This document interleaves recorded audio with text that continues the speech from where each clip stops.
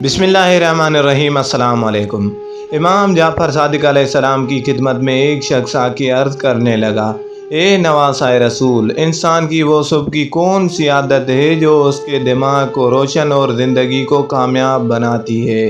बस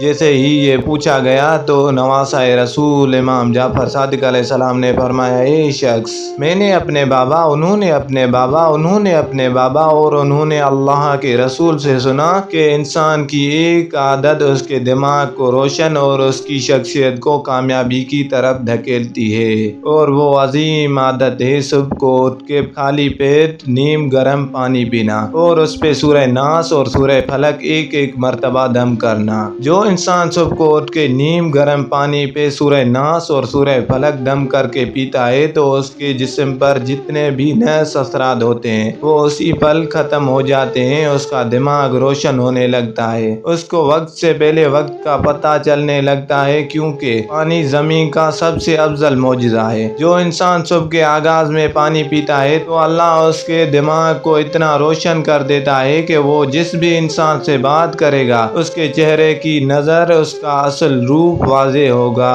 और जिस्म पर नज़र, हसद, जादू, तावीज़ात के जितने भी असरात होंगे वो जैसे ही पानी पी के ख़त्म कर देगा वो तमाम असरात ख़त्म हो जाएंगे, और फिर वो जहाँ जहाँ कदम बढ़ाएगा कामयाबी का रास्ता फरिश्ते उसके कदमों तले बिछाते रहेंगे।